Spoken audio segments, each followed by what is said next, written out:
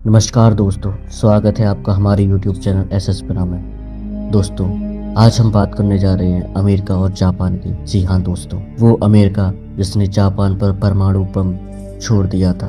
दिन था 6 अगस्त और साल 1945 की सुबह 8 बजे थे। जापान के हिरोशिमा में रोज की तरह लोग अपने अपने कामों में व्यस्त थे। सब कुछ नॉर्मल जैसा था, लेकिन हिरोशिमा के लोग इस बात से बेखबर थे कि अब जो उनके साथ होने जा रहा है उसको अतीत में सबसे भयानक इंसिडेंट के तौर पर देखा जाएगा। जी हाँ, जापान का कट्टर दुश्मन अमेरिका ने B-29 बॉम्ब इनोला गे से इस शहर पर आइटम बॉम्ब गिरा दिया और देखते ही देखते पूरा शहर राख में तब्दील हो गया।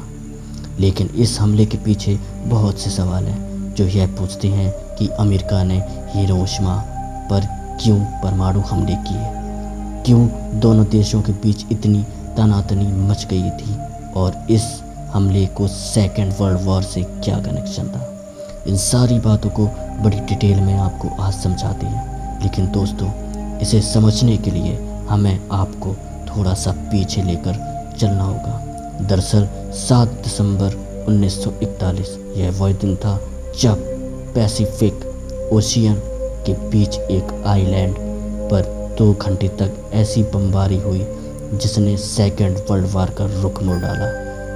जी हाँ, यह जगह थी पर्ल हार्बर। कहा जाता है कि उस दिन जापान ने सुबह सुबह अमेरिकी नौसेना के इस अड्डे पर सबको हैरान करते हुए हमला कर दिया। एक तरफ जहाँ सेकेंड वर्ल्ड वॉर को लेकर बाकी दुनिया जंग में घिरी थी, मगर उस वक्त अमेरिका ने इससे अलग था। लेकिन फिर जहां में सवाल आता है कि आखिर क्यों इस वार से अमेरिका ने दूरी बना रखी थी। शायद इसे जानकर आप यकीन नहीं करेंगे कि जब सेकेंड वर्ल्ड वॉर हो रहा था तब अमेरिका चीन को बचाना चाह रहा था। जी हाँ, लेकिन वो इसे लेकर खुलकर सामने नहीं आ रहा था। जी हाँ, वही चीन है जो अब अमेरिका का जानी दुश्मन है। सेकेंड वर्ल्ड वॉर में शुरू हुए 3 साल गुजर चुके थे, जिसमें एक तरफ जर्मनी और इटली थे तो दूसरी तरफ ब्रिटेन और नीदरलैंड और फ्रांस थे। इस जंग में अमेरिका शामिल नहीं हुआ था। जैसा कि हमने आपको पहले ही बता दिया, अमेरिका के शामिल न होने की सबसे बड़ी वजह यही थी कि अमेरिका को फर्स्ट वर्ल्ड वॉर में काफ़ी नुकसान उठाने पड़े थे। लेकिन इसी बीच एक ऐसा भी देश था जिसने अमेरिका को नाक में दम कर रखा था, और वह देश था जापान। क्योंकि इस देश के पास नेचुरल रिसोर्स की कमी थी, इसलिए दूसरे देशों पर धड़ाधड़ कब्जा जमा रहा था। ऐसा इसलिए ताकि वह अपने देश के लिए नेचुरल रिसोर्स की डिमांड पूरी कर सके। यह वह समय था दोस्तों जब जापान ने कोरिया, ताइवान और चीन के बड़े इलाकों पर कब्जा कर लिया था। पैसिफिक ओशियन में फिलीपींस, इंडोनेशिया और मलेशिया पर भी अपना कब्जा जमाने की फिराक में लगा हुआ था। जापान को लेकर सबसे बड़ी प्रॉब्लम यह थी कि मलेशिया ब्रिटेन के कब्जे में, इंडोनेशिया नीदरलैंड के कब्जे और फिलीपींस अमेरिका के कब्जे में था। इन देशों का जापान के दूसरे देशों पर कब्जा इनका बिल्कुल ठीक नहीं लग रहा था। दूसरी तरफ जापान इतना ताकतवर इसलिए हो रहा था क्योंकि उसके पीछे हिटलर का हाथ था, और जैसा हम सब जानते हैं कि उस समय हिटलर अमेरिका और ब्रिटेन का कट्टर दुश्मन हुआ करता था।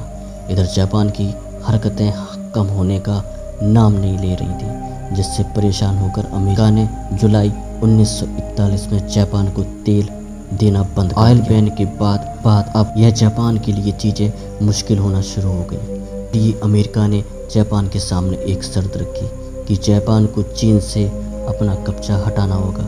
हालांकि जापान के लिए बहुत मुश्किल फैसला था, इसलिए क्योंकि जापान को यह लगने लगा था अगर वह चीन से अपना कब्जा हटा लेगा तो पूरी दुनिया में यह मैसेज जाएगा कि जापान ने अमेरिका के सामने घुटने टेक दिए। इसलिए अब जापान का फैसला था कि वह चीन अपने सैनिक वापस नहीं बुलवाएगा। उसने ही प्लान बनाया।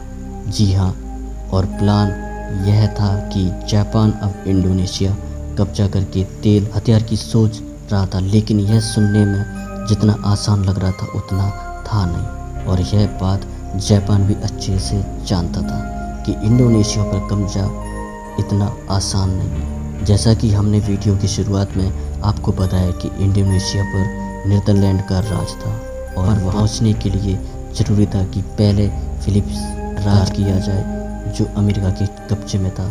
जापान को यह भी मालूम था कि अगर उसने फिलीपींस पर हमला किया तो पैसिफिक ओशियन में मौजूद American naval base Pearl Harbor Japan को हमले का जवाब देगा। अब चूँकि जापान के पास तेल तेजी से ख़त्म हो रहा था, इसलिए उसे हमले करने की मजबूरी समझ में आने लगी थी। लेकिन जापान को यह हमला फिलीपींस पर नहीं बल्कि पर्ल हार्बर पर करना था। देखते ही देखते जापान की सेना ने एक सीक्रेट प्लान तैयार करना शुरू कर दिया। प्लान के बाद जापान ने पर्ल हार्बर पर हमला करने की तैयारी शुरू कर दी। बताया जाता है कि इस हमले के लिए जापान शिप 30 डिस्ट्रॉयर 39 सबमरीन और सबसे खतरनाक 414 बॉम्ब एयरक्राफ्ट इकट्ठा किया। इन बॉम्ब एयरक्राफ्ट को 6 क्राफ्ट एयर के जरिए पैसिफिक ओशन के लिए रवाना किया गया, जहां अमेरिका ने नेवल बेस पर हमला कर दिया मौजूद था। हालांकि अमेरिका की तरफ अच्छी तादाद में सेना इसके इक्विपमेंट शामिल थे। मतलब अगर हमला होता तो कहीं ना कहीं अमेरिका जापान भारी पड़ता दिखाई देता है। लेकिन सबसे ज़रूरी बात तो वह थी कि इस हमले से निपटने के लिए अमेरिका को पहले से पता होना चाहिए था, जो कि था नहीं। 8000 किलोमीटर का सफ़र तय करने के बाद जापान के एयरक्राफ्ट शिप टारगेट पॉइंट से जहाज 300 किलोमीटर की दूरी पर थे। यही वह पॉइंट था जहां से जापान ने अपने 414 बॉम्ब एयरक्राफ्ट को हमला करने के लिए रवाना किया। इधर अमेरिकन नावल 20 इस तरह से बिल्कुल बेखबर था कि इस पर इतना बड़ा हमला होने जा रहा है। 7 दिसंबर 1941 को यह वह दिन था जब जापान के 350 बॉम्बर एयरक्राफ्ट ने एक एक करके अमेरिका बैटलशिप पर अटैक करना शुरू कर दिया। कहा जाता है कि जापान के 350 बॉम्बर एयरक्राफ्ट ने गोलों की बारिश शुरू कर दी थी। 45 मिनट तक ये हार्बर पर हमला करते रहे और फिर वापस चले गए। अमेरिकन नेवी को यह लगा कि शायद हमला रुक गया है और जापानी वापस चले गए। लेकिन कुछ ही मिनटों बाद वापस से बचे हुए बॉम्ब्स एयरक्राफ्ट आते हैं और ताबड़तोड़ हमला करना फिर से शुरू कर देते। अब पूरे 1 घंटे 15 मिनट तक यह हमला जारी रहा और इस हमले में अमेरिकन नेवी को भारी नुकसान उठाना पड़ा। आपको बता दें कि इस हमले में अमेरिका की 20 वेसल 8 बैटलशिप और 300 से भी ज़्यादा प्लेन तबाह हो गए थे। पर्ल हार्बर पर हमला करने के बाद जापानी वापस तो चले गए थे, लेकिन उन्होंने अमेरिका को भी सेकेंड वर्ल्ड वॉर में शामिल कर लिया। अब इतने खतरनाक हमले के बाद अमेरिका चुप बैठने वाला तो था नहीं, इसलिए उसने हमले के अगले ही दिन जापान पर हमला करने का प्लान बनाना शुरू कर दिया। अगले महीनों के अंदर अमेरिका ने पर्ल हार्बर पर अपने नेवल बेस को दोबारा से रिनोवेट करना शुरू कर दिया। 4 महीने के बाद अमेरिका ने जापान पर वैसे ही हमला किया जैसा उसने पर्ल हार्बर पर किया था।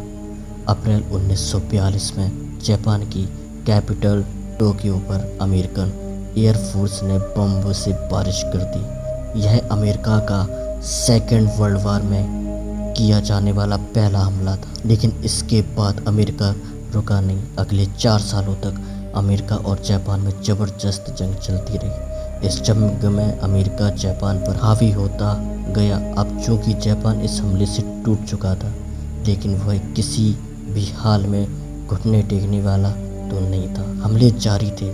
6 अगस्त 1945 का, जी हाँ दोस्तों, यह वो तारीख थी जब अमेरिका ने जापान हिरोशिमा पर परमाणु बम से हमला किया। बताया जाता है कि 4400 किलो वजनी लिटिल वाइल्ड नाम से इस बम ने पूरे शहर को राख कर दिया। ये इतिहास का पहला न्यूक्लियर अटैक था जिसने जापान की कमर तोड़ दी थी। धमाके की धमक 185 किलोमीटर की ऊंचाई पर हवा में मौजूद इनोला गे तक भी पहुंची थी। प्लेन में मौजूद क्रू ने समझा कि उसके जहाज में भी कुछ आकर टकराया, और जब जमीन से टकराकर सेकंड शॉक वे ने इनोला गे को हिला दिया, तो कर्नल टफ्ट जो प्लेन को लीड कर रहे थे, उन्होंने नीचे झांक कर देखा तो नीचे वही ऐतिहासिक बदसूरत धुएं और आग का गुब्बारा दिख रहा था, जिसे मशरूम क्लाउड के नाम से जाना जाने लगा। लेकिन वॉर अभी भी थमी नहीं थी। 3 दिन बाद यानी 9 अगस्त को जापान के दूसरे शहर नागासाकी पर भी एक और बॉम्ब फैट बॉय गिराया गया, जिसमें करीबन 80,000 लोग मर गए। बैक टू बैक हमले के बाद टूटे हुए जापान ने 15 अगस्त 1945 को अमेरिका के सामने हार मान ली। अगर जापान हार नहीं मानता तो अमेरिका गोकुरा, योकोहामा और निगाता पर भी अगले परमाणु हमले की तैयारी करने जा रहा था। खैर, पर्ल हार्बर के हमले ने सेकेंड वर्ल्ड वॉर को ख़त्म होने के बाद लंबे वक्त तक जापान और अमेरिका के रिलेशन और दोनों देशों की ज़िंदगी बदल डाली थी। 2016 मई की बात है जब अमेरिका ने तत्कालीन राष्ट्रपति बराक ओबामा और जापान के तत्कालीन प्रधानमंत्री शिंजो आबे एक साथ हिरोशिमा गए थे, और यह एक ऐतिहासिक घटना बन गई थी। इतना ही नहीं, बराक ओबामा अमेरिकी इतिहास के पहले ऐसे राष्ट्रपति थे जिन्होंने उस जगह का दौरा किया जहां अमेरिका ने दुनिया का पहला परमाणु बम हमला किया था। इससे समझा जा सकता है दोस्तों कि 1945 में हिरोशिमा पर गिराए गए अमेरिका परमाणु बम से लाखों लोगों की मौत हुई थी। फिर 2016 में दिसंबर में दोनों नेताओं ने एक और इतिहास बनाया। पर्ल हार्बर हमले की 75वां वर्षी पर इस भयानक वॉर के दौरान एक दूसरे के खून के प्यासे इन देशों के यह नेता एक साथ इस जगह पर पहुंचे जहां पर हुए हमले ने इतिहास ही बदल दिया था। खैर, इस वीडियो में फ़िलहाल आज के लिए बस इतना ही। कैसी लगी आपको हमारी अमेरिका और जापान को लेकर यह वीडियो? ऐसी वीडियो और नई नई जानकारी के लिए आप हमारी वीडियोस को देख सकते हैं, और अगर यह वीडियो पसंद आया हो तो इसे लाइक शेयर ज़रूर करें, और अगर आप हमारे चैनल पर नए हैं तो चैनल को सब्सक्राइब करना ना भूलें। जय हिंद, जय भारत।